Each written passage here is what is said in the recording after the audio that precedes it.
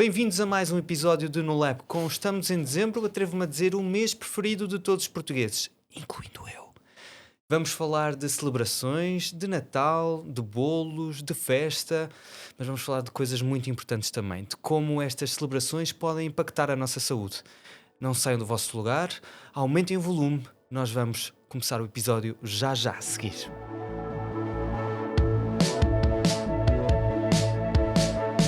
Olá, sejam bem-vindos a mais um episódio de No Lab com este, eu sei, o último episódio do ano. Vocês estão com pena, nós também, mas vai haver muita surpresa por aí. Connosco temos dois especialistas de mão cheia. Temos o Dr. Almeida Nunes, o nosso médico internista preferido. Olá, Dr. Almeida Nunes, um prazer tê-lo de volta. Viva, muito gosto em estar aqui com vocês. E a Doutora Lilian, nutricionista, muito obrigado por ter aceito este desafio. Muito obrigado, eu. Espero que estejamos à altura. É o mês de dezembro, nós já contextualizamos, é um mês de celebrações. Quem não gosta do mês de dezembro, pelo menos para estar com a família, ter bom tempo à mesa e estarmos juntos da nossa família, de mesa, de doces, de tradições. Mas no meio desta alegria toda, eu atrevo-me a dizer, os excessos, eles podem agravar algumas doenças que nós possamos ter.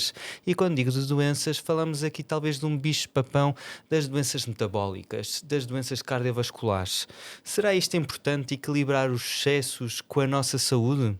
Talvez comece aqui com a nossa doutora Lilian. Qual é a sua opinião relativamente a este balanço de final de ano e com potenciais excessos e aquilo que nós podemos fazer para proteger a nossa saúde? Então, eu acho que o Natal é uma altura de partilha e a partilha faz-se muito à volta da mesa.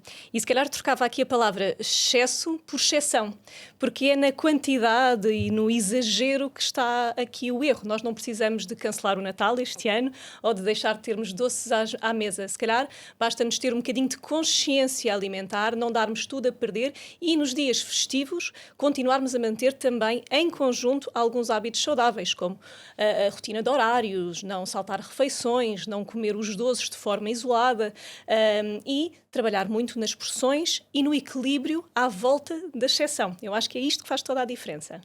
Sem dúvida. E Dr. Almeida Nunes, talvez lançar aqui um repto desta altura do ano pode ser muito crítica, principalmente para os seus doentes que têm diabetes. É verdade, mas na realidade eu corroboro muito aquilo que a doutora Liliane disse, ou seja, há aquele velho ditado que é: o problema não é o que se come entre o Natal e o Ano Novo, é o que se come entre o Ano Novo e o Natal. Do ano seguinte. O do ano seguinte, pronto.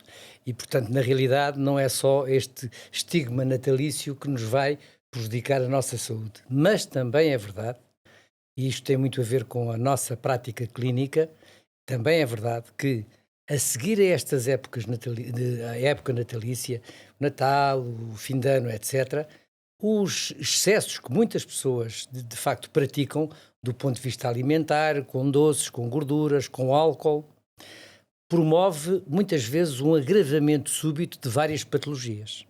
E o João falou muito bem das patologias cardiovasculares, da diabetes, das gotas, portanto, todas estas doenças que são metabólicas relacionadas com os excessos alimentares surgem de uma forma, e depois também reparem que estamos numa época de frio, de inverno, e portanto conjuga-se tudo.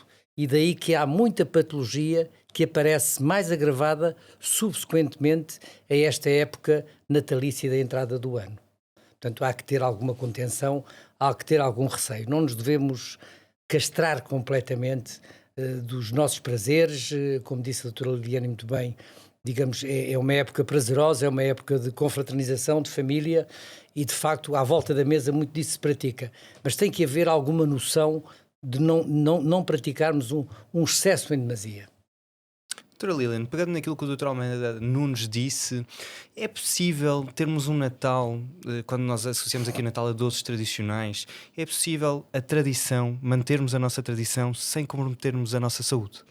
Sim, eu acho que para já podemos fazer pequenas trocas em termos de ingredientes que nos permitem ter uma receita final igualmente saborosa, mas com uma carga glicémica ou um índice glicémico diferente. Por exemplo, tudo o que seja natas ou que seja maionese, substituir por iogurtes naturais.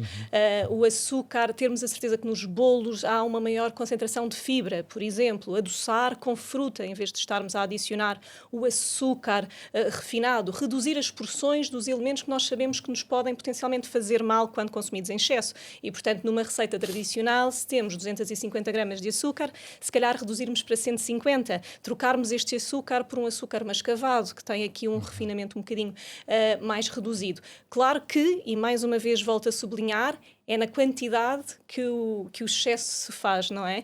E, portanto, mesmo quando nós temos um bolo que é tradicional, com as tais 250 gramas de açúcar, se nós consumirmos em pequena quantidade, o impacto é sempre diferente. E eu acho, como nutricionista, e cada vez se fala mais sobre isto, comer não é só matemática, não é só a soma dos nutrientes, dos macro e dos micronutrientes, nem a soma das calorias que nós ingerimos. É prazer, é emoção, é partilha. E eu acho que o Natal é tudo isso e, portanto, é manter a consciência, trabalharmos aqui com trocas inteligentes, se for o caso, porque há muitas coisas que nem nos apercebemos. O paladar educa-se e, portanto, se nós educarmos o nosso paladar a excesso de açúcar, nós queremos sempre mais, ou pelo menos a mesma quantidade. Se formos reduzindo gradualmente a quantidade de açúcar dos doces lá em casa, ao fim de 2, 3 anos, se calhar estamos a ter o mesmo prazer que tínhamos, com muito mais saúde, muito mais equilíbrio, digamos assim. Mas estas trocas podem existir e tornar a tradição mais saudável para a família e para aqueles que vêm, não é? Se calhar a tradição dos nossos avós era ter a calda do açúcar, mais um mel, mais isto, e que nos faz reviver esse momento, viajar no tempo. Eu acho que comer também é isto. Leva-nos a 10, 20 anos atrás, quando a nossa avó fazia aquele arroz doce, não é? Se calhar nós vamos ser e vamos trazer estas novas tradições para os nossos filhos, para os nossos netos e comecemos por aí, adoçar de forma diferente, de forma mais íntegra, sem adição de açúcar, gorduras de má qualidade, substituir os fritos, por exemplo, por doces feitos no forno ou na air fryer. É uma forma de nós reduzirmos a quantidade total de gordura e escolhermos uma gordura de boa qualidade, como por exemplo o azeite. São pequenos truques que nós podemos começar a implementar para termos sabor, prazer e consciência livre de peso na consciência e na balança. Então, se eu tivesse que resumir, diria que não se trata de proibir, trata-se de fazer escolhas melhores. Sem dúvida alguma. A proibição é sempre negativo, não é? E dá-nos vontade de ir a fazer às escondidas. E dá-nos ainda, não é? O fruto proibido é sempre o mais apetecido, não é? Sim. E depois também há compensações. O facto de, o doutor estava a dizer, é uma altura de maior frio, se calhar saímos menos de casa, estamos mais inativos. Vamos também, então, sair em família, fazer algumas passeatas a seguir às refeições e ajudarmos aqui um bocadinho também aqui a resposta que nós temos à insulina. E eu acho que há aqui um aspecto muito importante, Liliana e João, que é as pessoas, penso que isto é determinante, terem consciência do que estamos a falar. A pessoa vai digamos, para o jantar natalício, vai para a passagem do ano é um bocadinho diferente, até porque o jantar natalício tem sempre a véspera, antevéspera. E tu as sobras. Não é? Mas a pessoa, reparem, se a pessoa se consciencializar, que isto que a doutora Liliana disse, que é ter algum cuidado, tentar criar ali algumas situações de solução que não agravem muito. Eu vou dar um exemplo muito prático que eu digo muito aos meus doentes, que é, ok, bebe-se o vinho, e nesta época natalícia há uma tendência para abuso nesse sentido, mas pôr sempre ao lado do copo de vinho um copo de água. E ir berricando a água. Isto também é muito importante. Vai enchendo e vai impedindo uma das coisas mais importantes do excesso do álcool, que é a desidratação. E a pessoa sentir-se mal, sentir-se fraca, sentir-se enjoada.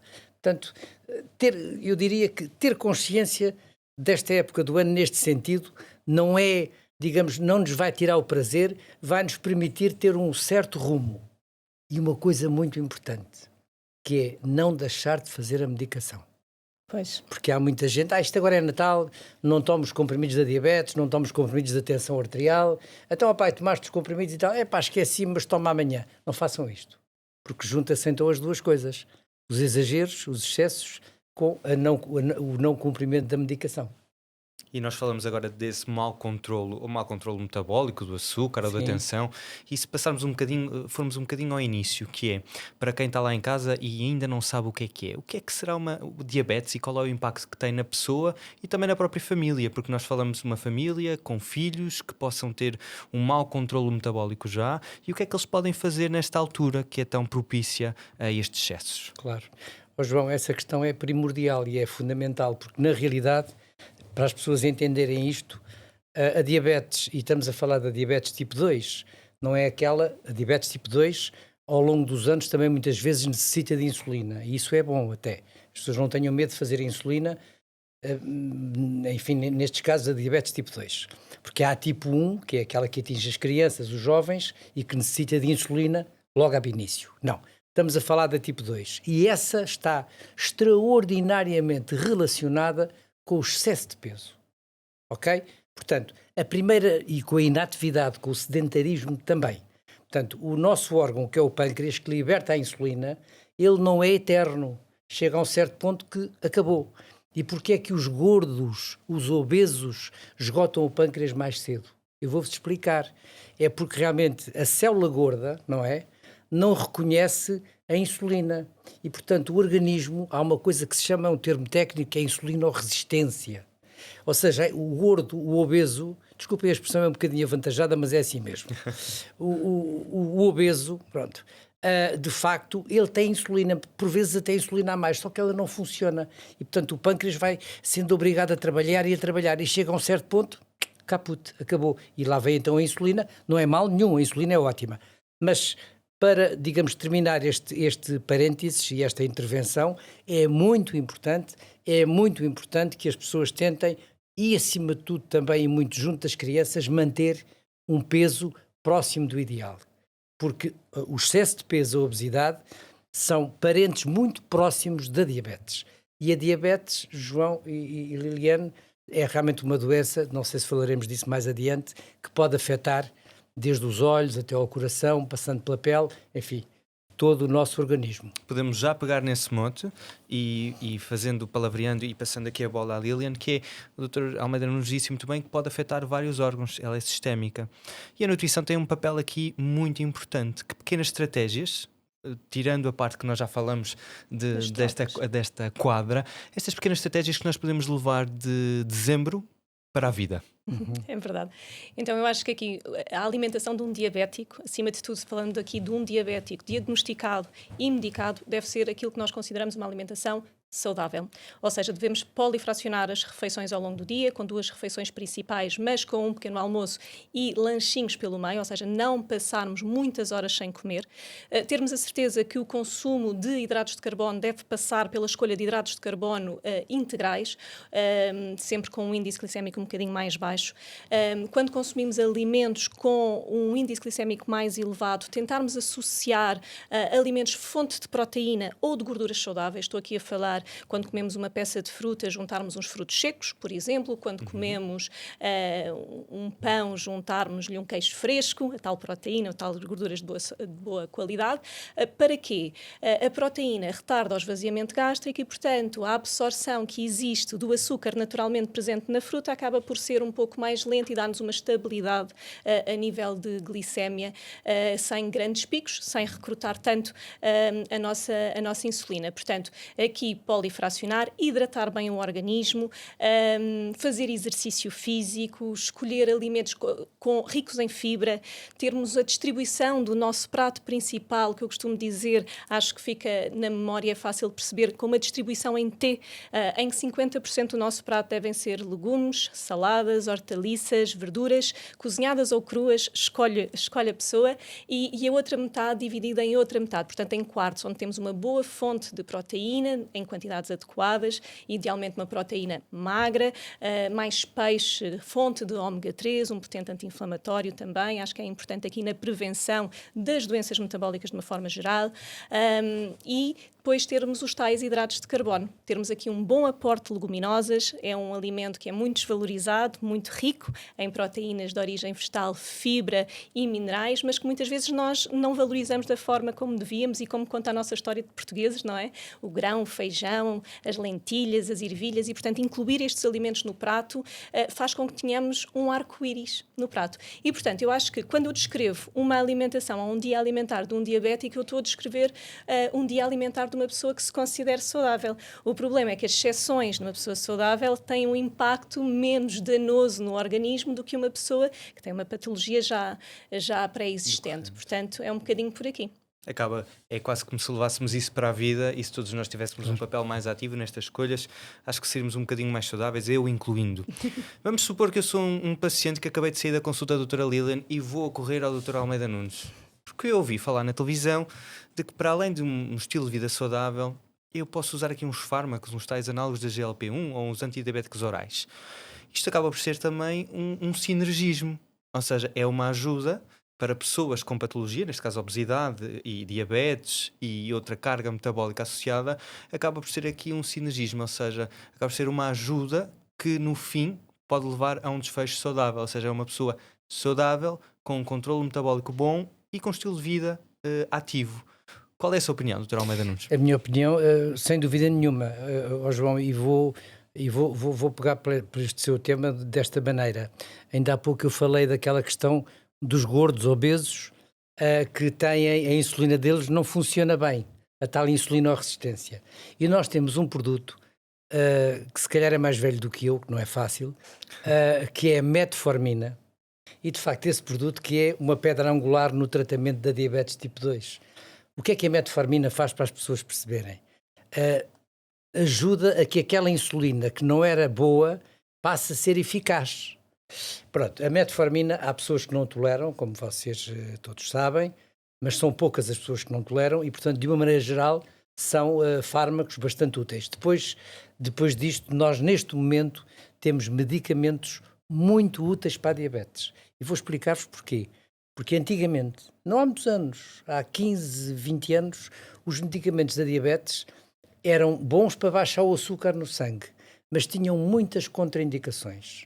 E atualmente os novos medicamentos, e o João falou nos agonistas da GLP-1, que são aqueles injetáveis que as pessoas às vezes nos pedem, as senhoras, doutor, receite-me aquilo que eu também quero emagrecer, aquilo faz perder peso efetivamente. Esses e muitos outros são medicamentos, dizia eu, que não só tratam a diabetes, como também previnem a doença cardiovascular.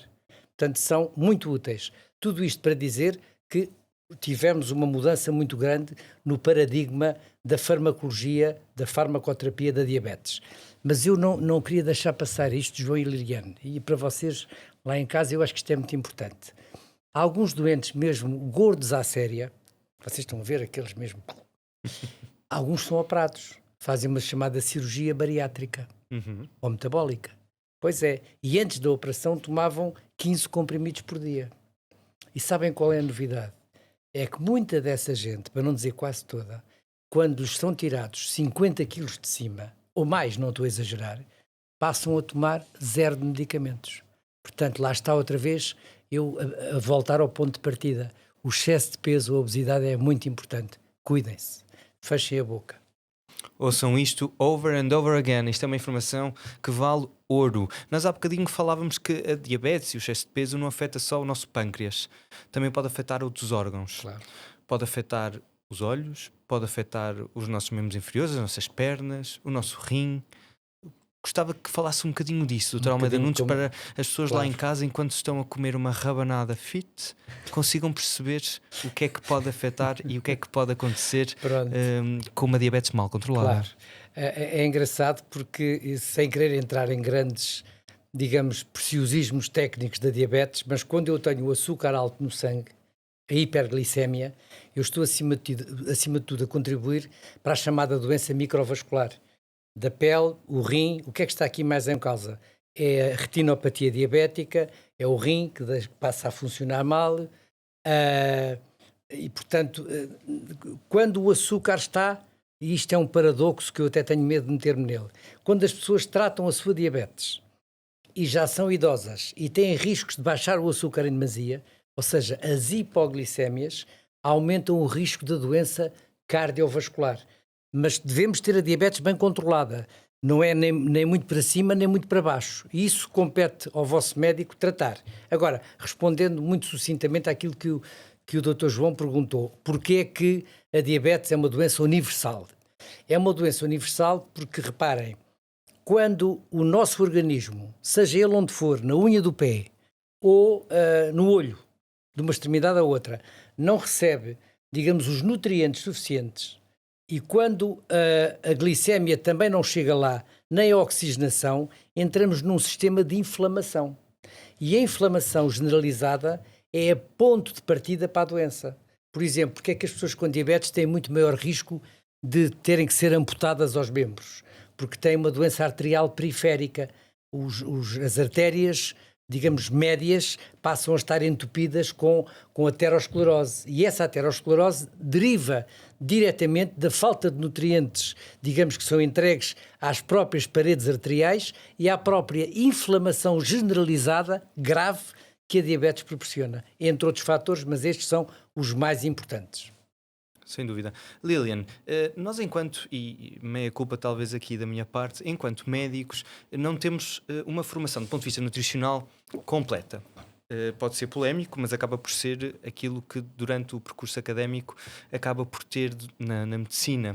Do teu ponto de vista enquanto nutricionista, e para as pessoas que estão durante este mês reunidas em família, o que é que poderia capacitá-las de um ponto de vista nutricional para melhorar a sua saúde nutritiva, ou seja, perceber um bocadinho mais e aproveitar o tempo em família, que tipo de ferramentas nós podemos capacitar-nos durante este mês e os próximos, mas aproveitar o tempo em família para que nós possamos perceber um bocadinho mais do bem essencial, que é uma nutrição adequada.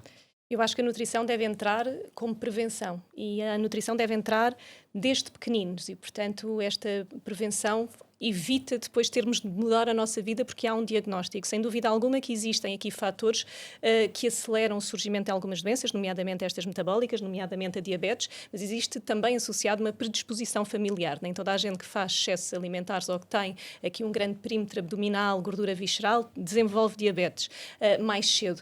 Portanto, também existe aqui um fator familiar. Se nós somos diagnosticados com alguma patologia, mas já temos de base esta educação alimentar, é tudo muito mais fácil. Hoje em dia fala-se muito em nutrição, redes sociais, podcasts, portanto, ver este podcast este Natal pode ser uma ótima forma de prevenir e de levar para a vida, para o resto do ano, hábitos mais saudáveis. Acho que é importante individualizarmos, porque há muito esta ideia que existem os chavões da nutrição, que é igual para toda a gente, mas nós devemos adequar a alimentação a cada indivíduo, passar isto como exemplo aos mais novos lá de casa, comer com prazer, sem culpa. Portanto, eu não gostava que este podcast passasse a ideia de que comer uma rabanada me faz mal, comer 10 rabanadas agora e continuar o resto do serão a beber vinho, a comer excessos de doces para terminar os restos porque não se quer deitar fora e que depois começamos o resto do ano a pensar que fizemos mal, então vamos continuar porque fizemos mal.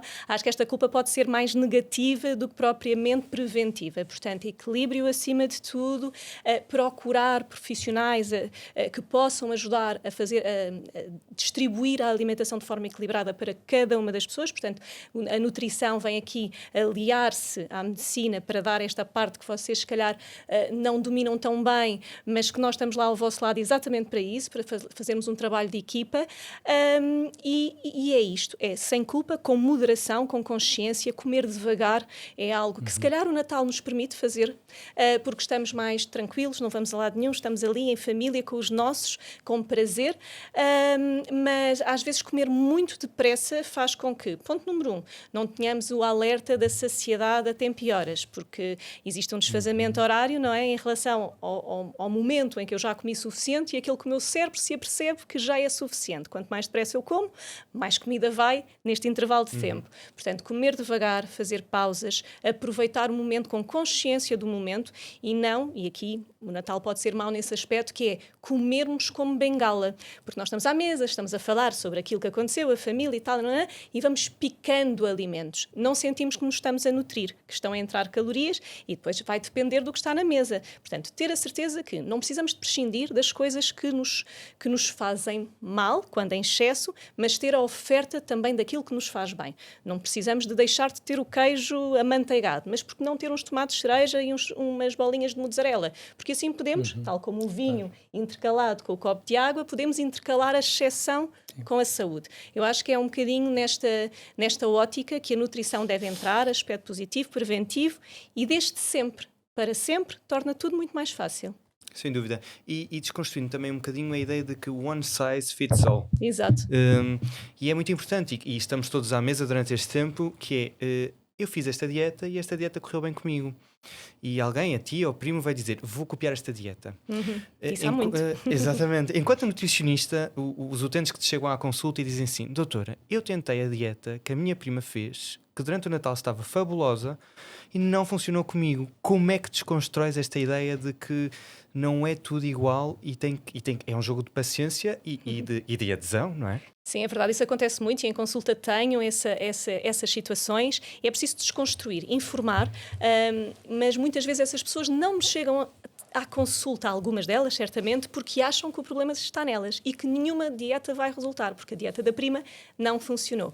Eu, como nutricionista, acho que não existem perfeccionismos, portanto, não há a dieta perfeita para ninguém, existe melhoria de comportamento alimentar. Portanto, a prima certamente não faz a mesma alimentação que a outra prima e, portanto, as melhorias de comportamento alimentar vão ser diferentes, as estratégias vão ser diferentes, porque se calhar à mesma grama e à mesma distribuição alimentar, uma prima vai estar plenamente saciada e feliz e a outra a passar fome. Vai depender do peso inicial e dos seus hábitos já de base, porque toda a gente se alimenta, não é? Uns piores do que outros. E, portanto, mais do que sabermos que temos determinados objetivos de gramas a atingir, nós devemos melhorar em função, e estávamos a falar de super obesos que comem um frango inteiro à refeição. Se eu se calhar lhe disser que tem de passar a comer 125 gramas de peito de peru grelhado, ele vai passar uma fome descomunal, claro, apesar de ser certo para muitas pessoas. Claro. E, portanto, acho que a individualização é extremamente importante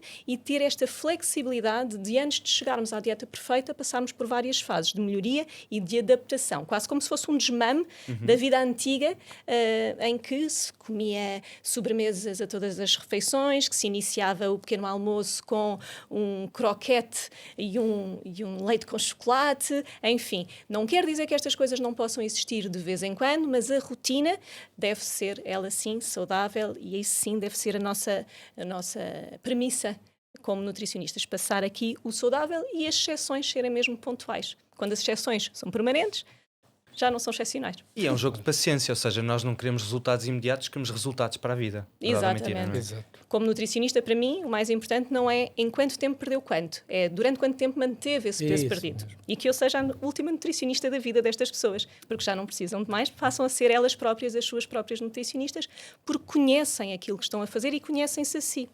Eu vou então marcar uma consulta para a doutora Lilian.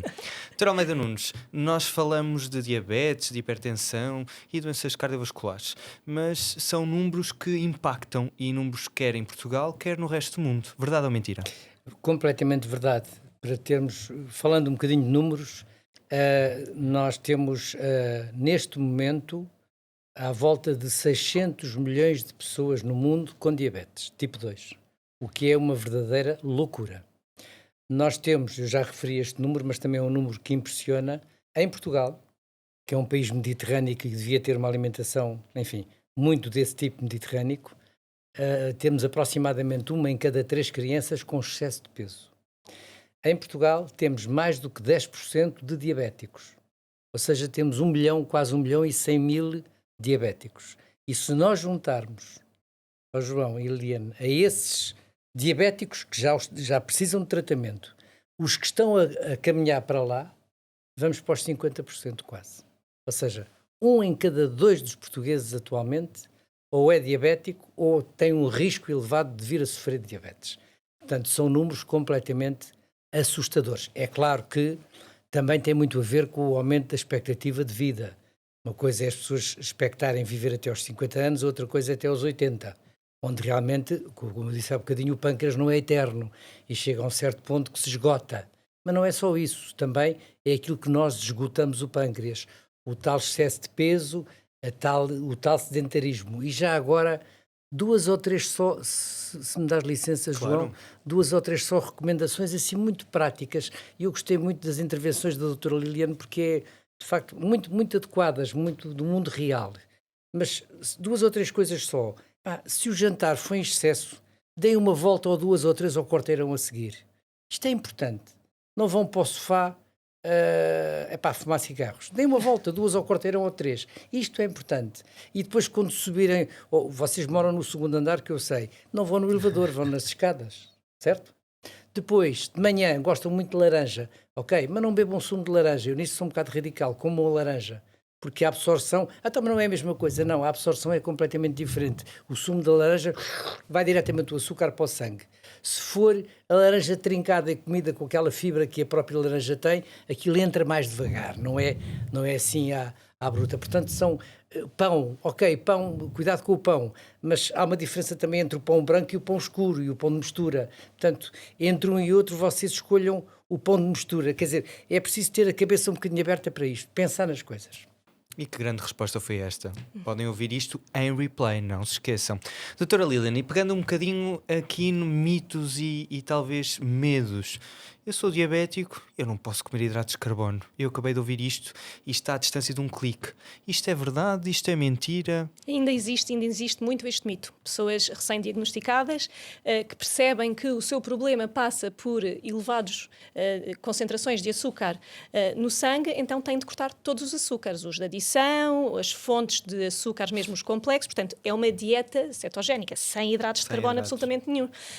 E não pode ser. Não pode ser porque nós precisamos do hidrato de carbono como grande fatia do nosso substrato energético, senão vamos ter dores de cabeça, vamos ter hipoglicémias. E num diabético, claro que a hiperglicemia é grave, a médio e longo prazo, mas uma hipoglicemia, um coma hipoglicémico, pode ser muito mais fatal e muito mais imediato, e aqui o doutor consegue explicar isto muito melhor do que eu. Portanto, um diabético começa a ser medicado e de repente abule todo o hidrato de carbono da sua alimentação, pode ser aqui um doente de risco. Portanto, aqui a educação deve ser desde o início, a educação alimentar, passando pelo médico, pela enfermeira, pelo nutricionista, acho que é fundamental. Portanto, adequar as quantidades sem excesso, trabalhar na quantidade e na qualidade do hidrato de carbono. E aí sim, baixo índice glicémico, mais fibra, bom e adequado quantidade de proteína, não consumir açúcares isolados, ter sempre ali o quelante, não beber sumos de fruta, o tal sumo de laranja. Quantas pessoas hoje em dia ainda acham que é a melhor forma de se começar o dia é com um sumo com 3 a 4 laranjas, é porque não é só a ausência de fibra, é a quantidade de fruta num só copo. Portanto, passar aqui... E às vezes ainda se põe um bocadinho de açúcar, desculpa, no sumo da laranja. Se não forem do Algarve, são mais doces. Mas pronto, acho que há muitos mitos ainda na alimentação, fala-se cada vez mais nisto nas redes sociais, mas é importante limar as arestas e separarmos aqui um bocadinho o trigo do joio para percebermos o que é real, o que é mito e porque é que é. Sem dúvida. E fechamos com chave de ouro. Doutora Lilian, doutora Almeida Nunes, foi um prazer. Eu desejo-vos a todos umas boas festas, com muita saúde e em família. Para vocês do lado de lá, já sabem, celebrar e cuidar não são necessariamente opostos. Ouçam o nosso podcast, façam escolhas conscientes e nós voltamos a ver com o pé direito em janeiro. Até lá, fiquem bem, fiquem com saúde no LabCom.